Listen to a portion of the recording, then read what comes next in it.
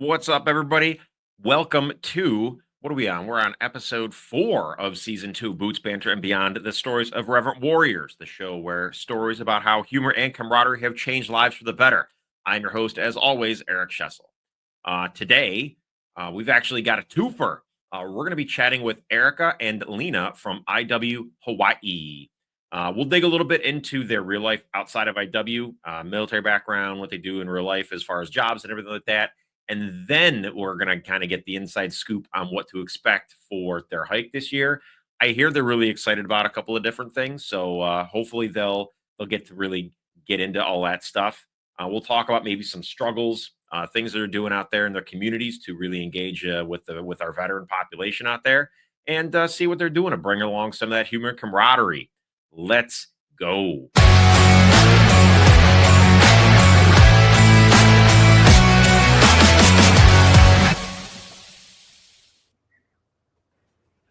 What's up, Erica and Lena? Thank you guys so much for hanging out with us this evening. How are you guys? Good. Great. First week of the week, so I know So it's overwhelming. nice and sunny and beautiful, and it's 80 degrees every day, so can't complain. it's pretty chill. Yep. Life in paradise, man. I'm kind of jealous about that, actually. It's like 30 degrees outside, so I'm rolling around in a hoodie. Before we talk about the Silkies hike, which everybody wants to hear about, we want to know more about you guys first. So let's start with Lena. Lena, tell us a little bit more about what you did outside of work. If you're a veteran, have any type of military background, your job title, like all that stuff. What do you do now?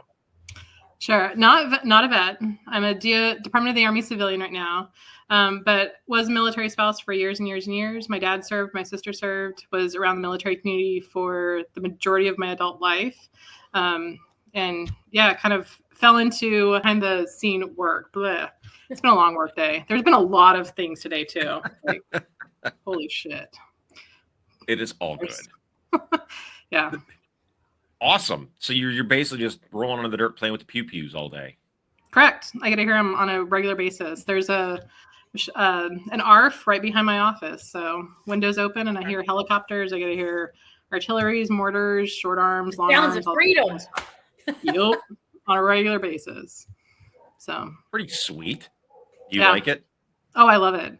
Absolutely love it. I get to see places that most military members will never see in their life, especially on training areas. I did this position at Fort Bliss in El Paso, Texas, and then also over in Hohenfels, Germany, as the LRM coordinator there. So I got to see a lot of landscape that nobody else would have ever seen just because of my access. So That's pretty cool. Are you Yeah. allowed to take people on field trips? no, sorry. Bummer. Yep. I tried.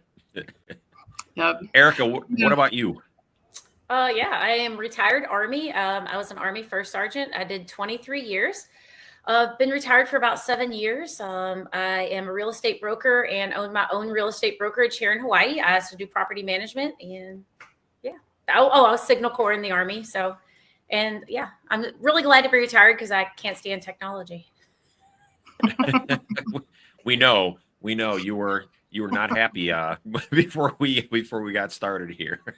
I couldn't make my mic work. I just pushed all the buttons until it worked. I don't have IT support anymore. What am I supposed to do? Hey, you weren't alone in that. My whole entire website just went down and then came back right back up. So Thank Yeah. goodness. It did. Yep. We thought you abandoned us. I was like, No. great. Thanks, Lena. It's just the signal out here. Sometimes you can have complete and full strength of signal, and then all of a sudden everything just drops down, and you're like at 0% or like zero signal. It's just working on military range where anything can kind of happen. So who knows? Well, and Schofield is the base that's most likely to be out of electricity. It goes out at least once a month for like 24 to 48 hours. It's so Yep, bad. on a regular basis. Our infrastructure is horrible. But Yep. Well, I think Audi was talking about that when we were doing our interview for Puerto Rico. They go through the same thing where sometimes Same. they just don't have power and stuff like that. Yeah, for that's island certain living. periods of Island time. living is you put up with all of the third world country bull malarkey, but you live in paradise. So what can you do? You just go outside when the internet goes down, I guess, or hotspot it. Yep. Yep. Yeah, And I can hopefully see the that. cell phone towers are up. Yeah. Yeah. It's almost like the island's ways of forcing you to disconnect and then reconnect with the island. Like get off the internet, go outside and play. Pretty much. Well, I don't think a lot of people really want to stay connected here because there is so much outside play. You know, it's hard to take a cell phone in the ocean. It's not wise. Not wise. So, you can do it. Don't recommend. Yeah, you can do it, just not wise. So Why isn't it wise? Sharks are attracted to RF signals. No, I'm just kidding. Well, now you're gonna have a bunch of Marines coming to your hike, and they're gonna be all having their cell phones out trying to get to the beach just so they can wrestle sharks. Like you realize that's gonna happen. Yes, I love excitement. That sounds great. In fact, okay. I'm not even Marine, and that sounds like back fun to in. me. Like no joke. Like I'm gonna come down there now, and I want to bring my cell phone. I'm gonna wrestle a shark. Like that's just what's gonna happen. Yes, I know all the places to take you as well. I live on the North Shore. I got paddle boards. I have people with boats. We're doing that. If you come here, it's happening. Oh Yep. man, my girlfriend's gonna kill me. Bring her too. It's all good. Oh boy. So all right, so we'll go back to Lena. So Mhm. what is your current role with your leadership team down there, and how did you even find out about Irreverent Warriors? So I am currently the hike support coordinator and been doing this for about, I think this is the fourth hike so far, or the fifth IW hike, but the fourth hike here. Yeah, because I was part of the volunteer corps when they did it the first year in 2020. But I think Cindy and Chad and quite a few of the other national people kind of took over that volunteer coordinator support role. But this is the fourth year to basically step in fully into that role and have that responsibility on my shoulders. How I found out about IW, I have no clue. I can't remember, but it was about 7 years ago or so. I think shortly after it began. I was listening to podcasts, stumbled upon it, got my friend involved. Christina Charter, she used to be the regional coordinator out of Nevada and the Reno hike support or the hike lead.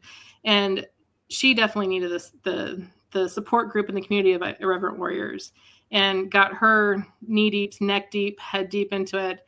And as soon as I made the move out here to Hawaii, and as soon as she saw that it was actually posted, she forced me into it. So most years she actually makes the trip out here, stays for about 10 days, 14 days, as long as she can during the hike. The last couple of years it just hasn't really worked out with her schedule, so she'll come out in July, but she's attended 3 out of the 5 hikes so far. So I honestly cannot tell you how I stumbled across IW, but I'm glad that I did. And then you were just kind of voluntold that you're going to do the Yep. thing. So, Yep. And that's usually what happens with most of us.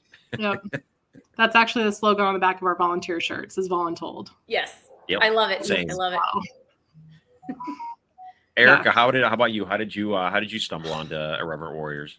So it's a long story long. I have a friend here named Brooke. She is like a flight medic on helicopters or something. And she had another friend, and this guy named Chad sends me a friend request on Facebook. And I'm like, oh, hey, single guy with one mutual friend, whatever could you want? But I went ahead and I looked him up. Since he knew Brooke, I went ahead and accepted the friend request. And he ended up buying a house for me. So that was nice. I sold him his condo here on North Shore. We became friends, and he was like, hey, so there's this organization that I partner with, and I think you'd enjoy it. You'd be a good fit. So I came and did the hike. I don't remember if it was the very first year. We had COVID going on. So if that was the first year, then it was the first year. Hawaii was super militant about their COVID rules. So we had to walk in groups of 10, and people were still calling the police on us. It was hilariously bad. But yeah, it was so bad. And we're like, we're veterans. Leave us alone. But they still did not care, indeed. So yeah, Chad roped me in, and then he decided to PCS, and he's like, yeah, by the way, here's your show. You're now the everything, you and Chandler. So Chandler and I were the lead coordinators and have done it every year since. Thank God we have Lena and Des. I know Des isn't on right now, but without Lena and Des, there would be no hike, because they have organization skills and connections like nobody's business. So that's why I wanted them to be on with me, because Lena is just amazing. She does everything. She puts everything together. No, like seriously, you put everything together. You make sure all the volunteers do all their stuff, and you're always happy to serve. And that's just like, I have a servant's heart. And so seeing someone else with that same heart, it just fills me up and makes me so happy. And then Des is the same way. She is a marketing genius. She's amazing. Mm-hmm. And then Chandler he's lived a lot of life, even though he's like, what is he, barely 30? Is he 29? Anyway, but Chandler's an old soul. Yeah, I think he's 29. Young. He's young, but he grew a beard, so he'd look older. Because he's like the boss at work. So, he had to grow a beard. But he's a really good dude, and just, we all keep each other sane. So I'm very thankful for the team. Well, it sounds like you have a solid team, and Lena, you gotta understand that you as a hike support coordinator, you do a lot of the background stuff. You're the cog, right? Like, you're what makes everything run. Like, you and the hike support, the volunteers, like they basically, without you guys and that hike support element, like, the hikes are unsuccessful, right? It takes all of the people to do the things that we don't see in the background to make everything successful. So kudos to having a good team and all that. That's awesome for you guys. Honestly, I don't feel it as a big lift, just because it comes so naturally, comes so easily. And I really honestly do support the cause behind bringing the veteran community together. I've had several family members and friends gain that sense of self, especially after service, with finding their people and having this, welcoming group of irreverent warriors from all walks, from all abilities, from all branches, from all services, from all durations, just kind of have that mutual understanding and that instant understanding. It's great. So yeah. It's absolutely great. And it's wonderful to see that and to see that prosper in somebody else. So with my very, very dear friend, with having her, find her people, it was a huge shift in her personality and her attitude and her outlook on life as well. Like, it was awesome. It was so relieving and so soul settling to find and to see as well. So that's why I do it every year leading up to the hike. Erica, I don't know if you know this, but I'm like, fuck this shit. Oops, Lena. And then as soon as it goes, I don't have a beeper. I don't have a beeper. I was gonna that shit. I'm supposed to be the potty mouth.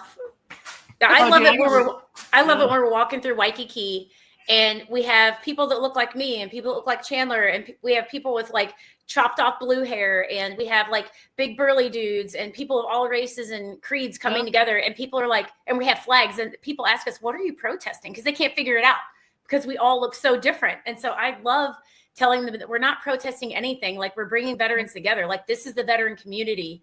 My husband and I joke that when you see like a Hispanic dude with his little rag, and you see like a cowboy looking dude with his hat, and you see, like a female, and they're all walking down the street, we're like, oh, there goes Schofield Barracks, because in the military, we all are coming together, and that's what it's all about.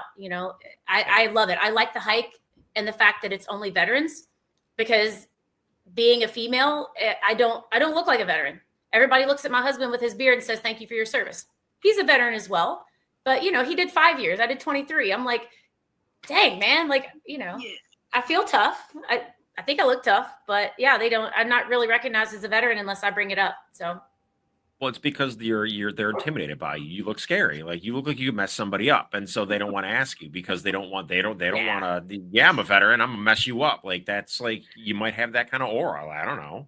I almost had to fight somebody because it was a Marine Corps lady, a Marine Corps wife. She kept calling me. She's like, "You're not in the Army. You're an officer's wife." I was like, I stood up from the table. I was like, "I'm the first sergeant of Alpha Company," and my friend grabbed me. She's like, "No."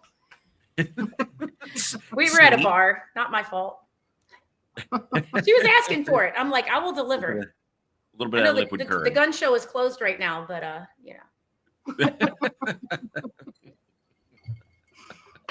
Oh, Lord. I know, we're a hot mess. This is great. Okay.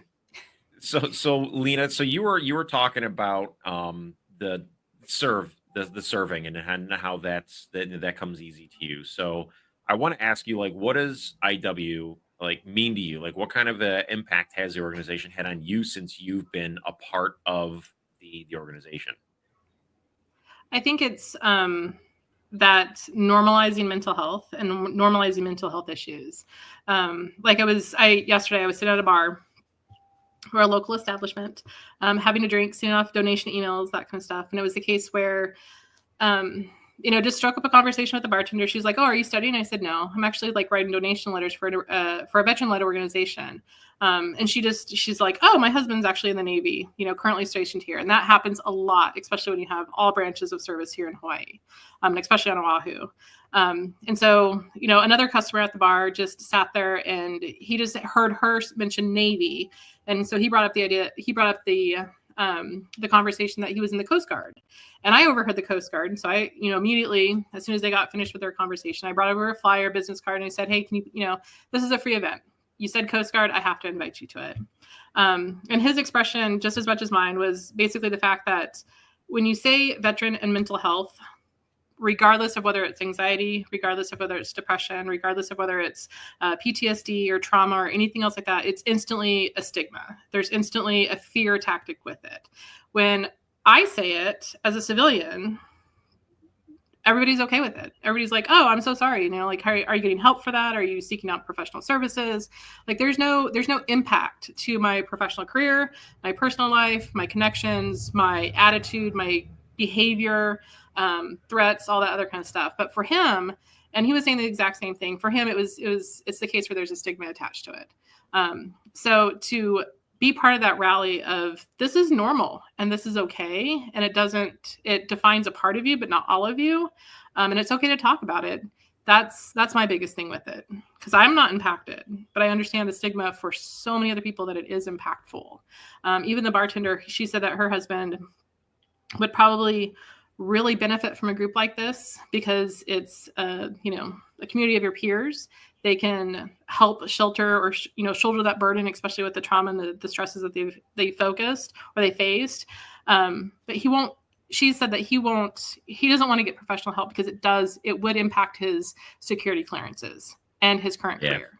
And I agree with her because I understand that. When I worked in Germany, it was the case where having mental health issues, part of my security clearance, that was also going to impact it. And I had to be really quiet and silent and just, thankfully go off base or go, through other services to get the help that I needed because of that stigma, of that attachment. So to be able to vocalize that, share that, embrace it, stand for it, support it in any kind of way, fashion, or form, that's important to me, because just because I didn't serve doesn't mean that I don't have that stigma. Just because they did, they don't need that stigma. So that's my huge why behind it. So. Well, thank you for that. Yeah, because no problem. we don't have, I can't say we don't have enough support in the 99%. And I say the 99% because military veterans and stuff, we only make up like 1%, right? So the 99% is the rest of us, or the rest of, I guess, you guys. And to have that kind of passion and that kind of support is something that I'm sure Erica can relate to, that we really, really need, and we need to get more of in our communities and everything. So to hear your why, just, I appreciate that so much, because I know, as somebody myself, had struggled with my own mental health issues before I found IW, and I've been very vocal about my mental health journey, and in hopes that it helps others, but knowing that it comes from all walks of life, essentially. But no, thank you for doing what you do and being a part of the organization and having that why. Like, that means a lot. It's got to be in your heart, man. Yeah. Yeah. If it's not, it's just not there. And then it also comes across as disingenuous. And people pick up on that, especially when you're talking about such a vulnerable subject. People do pick up on that really, really quickly. And they're less likely to open up, to share, to really engage as much as they need to. So that's also where I feel like Irreverent Warriors, just because it's so irreverent. And the conversations, the dark humor is there, and the laughter is there, and the humor is there. And for a lot of other people, it'd be like, "Oh my God, that's so like shocking." And it's like, get over it, because that's how veterans are, so, yeah. And it's okay. So I just laugh along with the jokes. Well, yeah. And I mean, and that, for them. Yeah. I mean, and that dark humor, that, all the random dark jokes are a way of us to kind of come out of our shell a little bit. Like, you laugh at it, and then all of a sudden your wall comes down a little bit, and then you laugh a little bit more, and that wall comes down a little bit more. And Yep. Before you know it, you're sharing stories about your struggles and stuff like that with a stranger, because you guys were telling terrible jokes that you would never be able to tell in any other public forum, Yep. and having a good time. So that kind of bond is important. Yep. So Erica, what about Yes. you? What does Irreverent Warriors mean to you, and what kind of impact has the organization had on you? I mean, for me, like when I separated from service, when I retired, it was a really hard transition. I already had my real estate license. I was already selling homes, but I wasn't as busy as I am now. And there was just a lot of time to think. And when I was a first sergeant, like right at the beginning of year 3 or somewhere in the middle of year 3, one of my lieutenants killed themselves, and that was hard because like I was her closest friend in the unit, and we were very few females, and so I kind of took her under my wing, but she was having a hard time adjusting, and I was being a typical first sergeant the last time I talked to her, and I was stern with her. I wasn't like mean, but I was stern, and I'm like, I'll see you later today, right, ma'am? And I took off running with the soldiers. And that's the last time I talked to her, so I Monday morning quarterbacked myself for a good year about how I messed up and how I could have done something different. But then, meeting other people that have had suicide touch them, whether they're civilians or military, it just, it's realizing that people have a lot going on and it's not your fault. Like you may be able to say something, but you may not. It's not your fault. But sometimes like having the connections, I was just talking to somebody about this yesterday, as a matter of fact, because I was pitching the hike. I was telling that a class and resiliency and all that, that's great, but it's the bonds that are going to make you not kill yourself. It's not the resiliency training. It's not the don't spiral, look at the bright side, whatever crap they teach these days. It's the bond. It's the playing spades together. It's the, hey, my life sucked too at this point because of A, B, C, D. Oh yeah, you're divorcing and it sucks. Yeah, I've been there. This is what happened with me and I understand, and you can tell me, and whatever it is, military sexual trauma. Like if you've been through stuff, I had a kid who was my son who's 15, he had a brain aneurysm when he was a baby, has a genetic disorder. He's okay right now, but he has to get monitored. And being in Germany, being told my infant was basically going to die. I mean, that was so traumatic. And so all these traumatic experiences that we have, being able to talk to our brothers and sisters and tell them like, you're not alone. It doesn't matter what your rank is. Like I was an E7 when my kid was diagnosed and I had to do compassionate reassignment. I was an E8 when my lieutenant killed herself and I started losing my crap in meetings and didn't care anymore. Like it doesn't know a rank. When I got back from my second Iraq deployment, I was an E7, and your soldiers, like you got to keep your stuff together, but sometimes you're falling apart on the inside and you have to figure out a way to deal with it. And so talking to each other and figuring out you're not the only one is comforting. Misery loves company. I don't know. I mean, sick humor, but it does make you feel better to know that other people have sometimes the same suck experiences you do, and they made it through it, and you can too. And this is how they dealt with it. Yeah, I think that example is the example that somebody sets in. It's all about setting the tone, right? So if you had your experience, your shitty experience, and you share your shitty experience with somebody else who may be going through something similar, they might open up a little bit, or they might seek help, or that sharing, that bonding experience might actually save their life because they realize that other people are going through it. These people are just like me, right? Yeah. And that's an ultimate how we heal one another is in those shared experiences and in those shared bonds, because that's literally, it's just, I mean, I think the term is trauma bonding, but but that actually works. Like that helps, right? Like if you and I trauma bonded over the same thing, now I have somebody that I know that I can talk to, or somebody's gone through it. So if I'm trying to fix myself, I can have people that I can reach out to that have gone through the same damn thing. Yeah. My husband and I met in Iraq in 2005, and we're 19 years married yesterday. So yeah, Oh, wow. I mean, something to be said about trauma bonding. No, I mean, Congratulations. thank you. It's not all Congrats. rainbows and sunshine. Sometimes I want to push them off the deck and head first, and other days I can't imagine how I ever would live without them. So, if you've been married for more than 5 minutes, you know what I'm talking about. But yeah, I mean, no matter what happens, we always have the things that we have that we shared together, and both being combat veterans and paratroopers, like we share a lot, So. Yeah, absolutely. All right. So let's dig into let's talk about fun stuff. Right? All right. So this is, and I'm totally just You can't see Lena anymore, so I'm not going to keep this up here very, very long. But this literally just, well, hang on. So, all right, so we've got the I want a Silkies Hike refill. coaster. And then there we go. So now's your opportunity. So if you need more info on the hike and all that stuff, Lena, when is your Silkies Hike? We have it scheduled for the 22nd of February. That is a Saturday. That's basically the Saturday after the federal holiday. Our meet and greet is the night before on the 21st, and it is a pretty sweet setup. It's going to be awesome. I want to talk about the boat ride. Oh my gosh. Yeah. Just keep that thing up, man. Yeah. We'll flash it again later, but yeah, don't hide your face the entire time. You're not a posterized billboard. It's okay. It's okay. Again, our meet and greet. Our meet and greet is going to be epic. So scan this now. Thank me later. Our meet and greet, we get half price on the Prince Kuhio boat. It's this huge dinner cruise thing. We're getting tickets for $70. They're normally like $145, and they're feeding us dinner and taking us out to watch the fireworks in Waikiki on a Friday night before the hike. It is going to be amazing. It's going to be so much fun. You cannot get this for this price. It's cheaper than even the military price. The military price is like $126. So this is an epic deal. It's just for us. You have to scan the QR code, because if you just go on their website, you don't scan it. Yeah. And you don't know the password or whatever they call it, the promo code, you will not get that price. So pay attention to directions. Right. And then you can find all of our contact info. Like, I'm easy to Google. If you can spell my last name, you can find me. But yeah, that's going to be great. And then the next day, can I talk about our hike, like the hike route and stuff? Yeah. So if you want to, that's what I was going to ask you guys next is what do you guys have? What do you guys have planned for your hike? What juicy tidbits can you give us? Because you don't want to give away the entire hike, right? You still want people to register the week up before the hike to come out.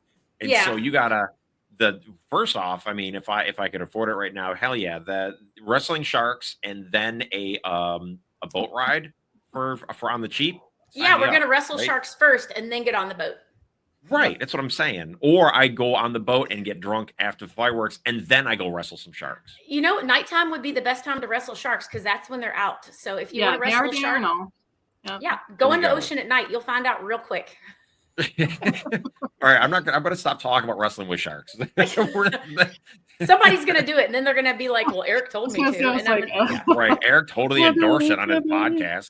Then I got to knife hand them and act like I'm their mom and bring back my first sergeant roots, and it's just nobody wants that. It's so gross. No, because then I'm going to get yelled at by Nate and Hugh, and I really don't want that either. So you can take it. All right, so talk to us about the hike. What can you tell us about the hike? You don't have to go into everything, but give us some tidbits. Okay, Lena, what's your favorite stop? The route is changed. Yes, it's a different route this year. Parking is going to be so much easier, because we're starting at Ala Moana Beach Park. So there's lots of free parking options. They can either park at the mall or park at the beach park, the Magic Island parking area, that kind of stuff. So that's going to be a huge benefit. Park on the bottom level of Ala Moana Mall. Park on the bottom level where it looks like a basement dungeon. That's where you park, because they don't give you a ticket if you're down there, because they think you work there. Don't park up top. They watch. Yep. So I think that's a huge plus. Just because parking at Capilani and the bandstand was always a nightmare, and then paying for parking and then not knowing whether it's going to charge on a Saturday and Honolulu parking rules and all that other kind of stuff. So that's a yay. I'm excited for that. Also, pulling in all the tents and tables and pop-ups and coolers from a curb versus halfway across the beach park. Excellent. So that's a big thank you to Lena. Thank you for doing all that crazy, crappy stuff. But yeah, she does all that for us. For me. And I'm excited because one of our stops, Hard Rock Cafe supports us every year. They're amazing. We are so grateful to them. So please support your local Hard Rock Cafe. They're super veteran friendly, and Hawaii is expensive, and they feed us very cheaply. So we're grateful for that. And this year we're stopping at Monkey Pod. So Monkey Pod it's the name of a tree, but it's also a really awesome restaurant. And it has an amazing ocean view. If you've ever been to Hawaii back in the day, it was called the Shorebird. So the Shorebird got renovated, and now it's Monkey Pod. So it's going to be really awesome and great drink specials. And yeah, my daughter works there, so we have a little bit of an in. But I'm super excited to go to Monkey Pod. And then we're actually going to finish at the Halikoa. They have so if you want to park between Ala Moana and the Halikoa, good idea. Yeah. But yeah, we're going to finish there. They don't know it. So we're just going to crash them at the end, because there's a big grassy area, and they actually don't great big supporters of the military, if you can imagine. They like their tourist dollars, but aren't really interested in supporting the active duty and veterans that live on Hawaii. Yeah, they're very regulated by MWR rules and functions, and Army supported organizations that are recognized by the garrison. And so because IW is not, we don't really have permission to do any of that, coordinating that kind of stuff. So we're just going to crash it. Yeah, and they're for profit, so they don't give a crap if we're happy or not. So correct. Yeah. And I don't care if they're happy. We're going to buy all their food, so it doesn't matter. Yeah, they're not going to care at that point. You're putting money in their pockets. Yeah. So that was actually a question that I didn't want to ask. So because I always ask this because it's always interesting to hear when you had talked about the way that you guys were being tattled on, even being in your groups of 10 during COVID. How is the Hawaii community as a whole in support of not only just the veteran community, but when you guys are doing your hikes, like Irreverent Warriors and stuff like that? How is the community? Are they really, really supportive? Are they not really supportive? Or give me the lowdown on that. It's hit or miss. We have a lot of military here. Some people like to blame us for all of their hardships, which the military has caused hardships in the Pacific, no doubt. The islands were kind of stolen. Sorry, bringing that up. But yeah, and then, we're all over the place. About 10% of the population of Oahu is military. So 100,000 of about 1 million people is a lot of people. And we occupy a lot of prime land. So some people do not like the military here. But there are also a lot of veterans. So as we're walking around, we get a lot of people that are clapping and cheering and happy we're there.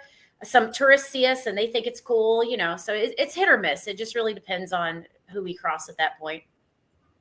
Yeah, I would echo Erica's opinions there, because it's really hit or miss. It highly depends upon if there's a political, military action in the news lately or recently.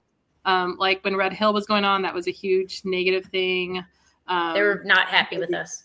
Yeah. And even though it was Navy, it was just military in general, or federal in general. So it's really hit or miss. It's really kind of very temperament upon the political temperament of the nation. So if we're hitting the news, we're not welcomed. If we're not, we're welcomed in great arms. So you got to kind of tread lightly, but not so lightly. Yeah. So they're not fully hateful, but it's just more of, you just got to watch. Some are. Sometimes they are. But sometimes they are. Yeah, you just keep walking. I mean, there's nothing you can do. You just keep walking and keep smiling and sorry about that. Thank you for your opinion. Yeah. Right. Fair. It's fair. Yeah. All right. So I have one question left for each of you. We're going to start with Erica for this one. Ooh. If you ran into a random veteran, never saw him before, they have no connection, they might have been fresh off the boat, and your Silkies Hike is coming up, and you're talking to them, and they're on the fence. They may have heard of us as an organization, but haven't really come out to any of our events or anything like that. What would you say to them to convince them that they need to come out and get a little humor and camaraderie? It's free. It's free, dude. I usually lead with it's free. Everything here is so expensive that if you can hike around and walk around, I also tell them it's not an athletic event. I talk to a lot of older veterans, and they're like, oh, hike. They're not interested in a hike. But I'm like, no, it's not an athletic event. So I don't try to make it sound like a pub crawl, but I'm like, it's not an athletic event. We walk about 2.5 miles per hour. It's more about bonding and hanging out, and I'm like, it's just an opportunity to get to know people, to be back with your brothers and sisters. It's for all ages, active duty, because some active duty don't know they're veterans. I'm like, it's active duty, veterans, National Guard, everybody, even Air Force. We let them come too. Space Force. Come on. Space Force. Space Force is out here too. Oh, I see your flag. Mm-hmm. But no, just I usually lead with it's free. And just go from there. I mean, and that's a good point too. I do know that the cost of living down there is kind of nuts compared to the continental U.S., right? So, so say leading off with it's free, I might have laughed, but at the same time, that's smart marketing right there. No, it's by the way, it's free. It's free. It's not expensive. It's free. We take care of you all day long. It's free. Yeah. So, what about you, Lena? I'd have to second Erica again. Leading with it's a free hike. You get breakfast, lunch, and dinner. That instantly perks up the ears. I handed over a flyer today. I said, "Hey, this is a hike for veterans," and they're like, "Oh, okay, yeah." And I said, "It's free," and they're like, "What?" Yeah, they're like, they oh, really? What? And I was like, yep, we feed you breakfast, lunch, and dinner. They're like, oh, okay. So they got out their phone, scanned QR codes, started passing around, that kind of stuff. And you can win prizes, and there's competitions. Like, yeah, they love that. Yeah, the prizes. We're getting some epic prizes. Holy moly! Yes, Lena, can we go through the prizes a little bit? Let's see. We have a 40-person private charter on like a yacht. Yep. Bruh. I want that. I want that so bad. Right. But yeah, so that's one of our drawing prizes. Massage, 2-hour massage at the Four Seasons. Yep. A 2-hour massage. I think we have 2 of those. Nice. There's also a 2-person dinner on the Prince Coquillo that got offered up as well. There's a facial and a full eyelash extensions from a spa downtown that does got. Trident Adventures is also sponsoring some activities or experiences for them. So does everybody know what Trident Adventures is? Like, are you guys familiar? You get to like jump out of helicopters into the water, and what other kind of crap do they do? They do wild stuff like scuba diving, snorkeling, all sorts of shit. With sharks. Yeah. Oh shit. So it's yeah, I was like but it's the raffle prizes that we have basically this year are top notch. They are so swanky and so posh, and it's just the outpouring from the community for in-kind donations has just absolutely been amazing. It's been really, really nice to have them. So good. No, that actually sounds like so. I mean, so what I'm hearing is for anybody that's watching the show is that when you guys hear about all these prizes, like y'all got to sign up, register like real quick because it's going to be. It sounds nuts, like the stuff you guys are raffling off and the prizes for the games and everything. So that's going to be interesting. And even the dinner cruise the night before, they have a max capacity on the boat, and so if you literally quite miss the boat on it and not get your tickets early, you might not get a chance at having that kind of a cruise, that kind of a dinner and sunset and fireworks cruise that affordable. You're basically getting a 2-for-1 special because normal prices are $140 without tax, and with tax it's $70. It's insanely cheap. And it's fresh catch too, so you're getting not frozen fish, you're getting fresh catch. So it's pretty good. Nice. Yeah. Des hosted a private party on the same boat a couple of weekends ago for her birthday, and let me just tell you, it was spectacular. Just the views alone at night, the city skyline, the whole entire boat ride, it was awesome. Nice. So, yeah. That sounds awesome. Oh yeah, yeah, it is. Did we totally lose Erica? Her battery died.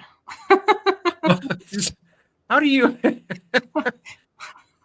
So she's. I'm here, but I can't. But we can't see her. We can't hear her either. Can she speak? I think she can text, but she might. She's trying.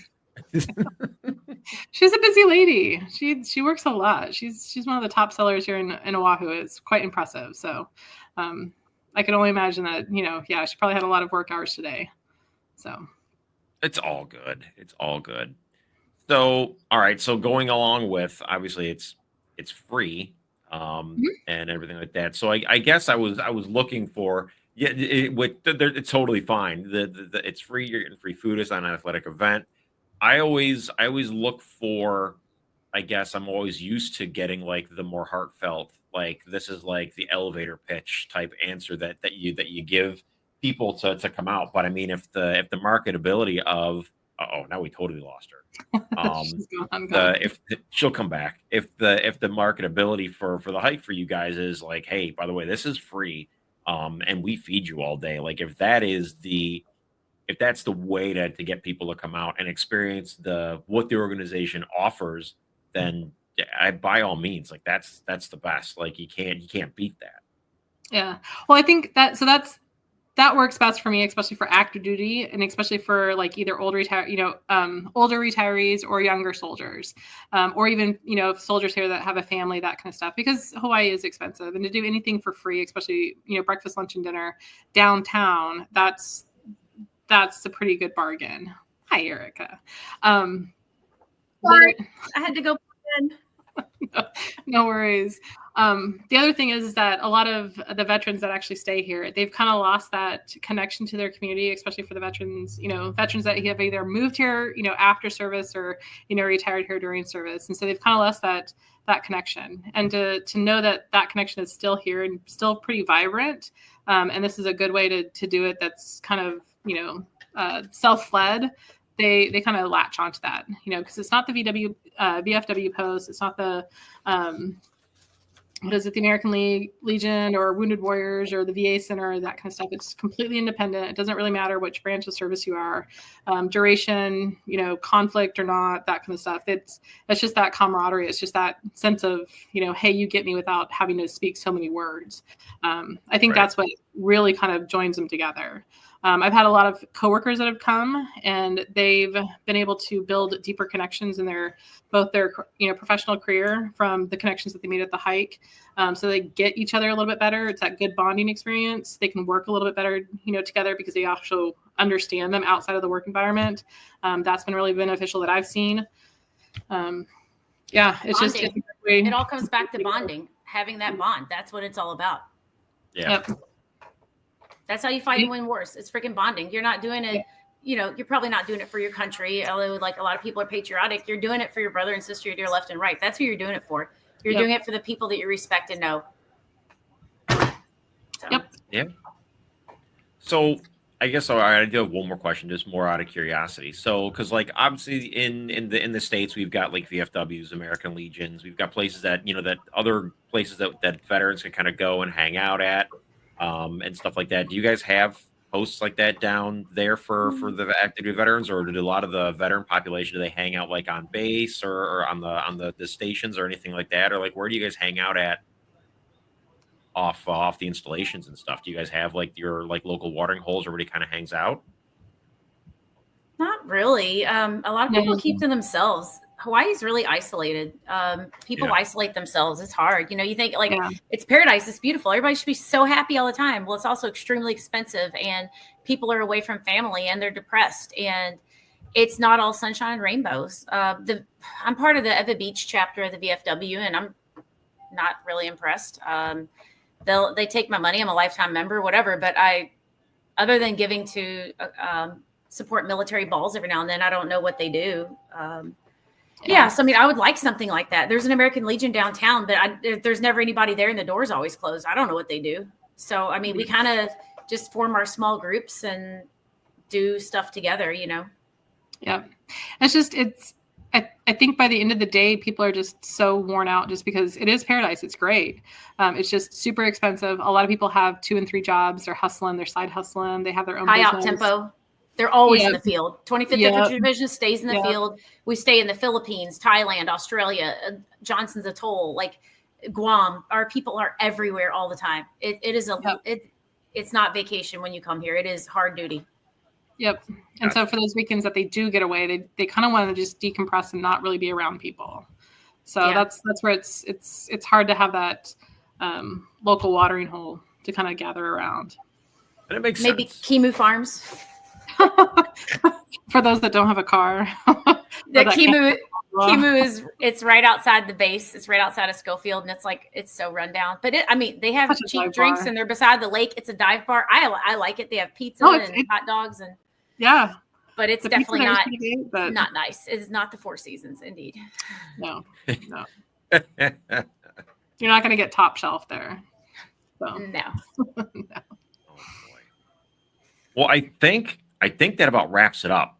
I honestly can't wait to see pictures of your hike, and I hope it is a humongous success. I know you guys are super excited about it, and I'm excited vicariously through you guys, because I can't wait to see photos. I swear that I hope that nobody actually wrestles a shark. I hope everybody just leaves that alone and nobody actually does it. And I'm doing it. Nobody. You're doing it? I've done it before. I'll do it again. Now in Tahiti, I've fed like reef sharks and manta rays and stuff like that. So, or stingrays, whatever the little ones are. I don't know. So the next step is to wrestle one. How can I not? Well, I mean, right. Like, I mean, I'm you dared me. He dared me. You heard it. He said, I dare you to wrestle a shark. Sure, I dared. You heard it. You know.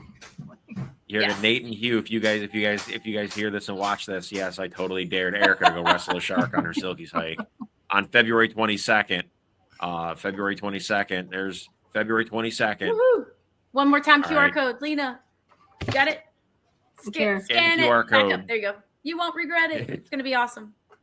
Yep. Oh, jeez. It'll be very And there you have it. We want to thank Erica and Lena for spending some time with us tonight. Thank you guys so much again. I really appreciate it. Thank you, everybody, for listening. And be sure to like and share this episode far and wide when you hear it so we can bring a little humor and camaraderie to anybody who might listen. Until next time, stay reverent, my friends. Deuces. Bye. Mahalo.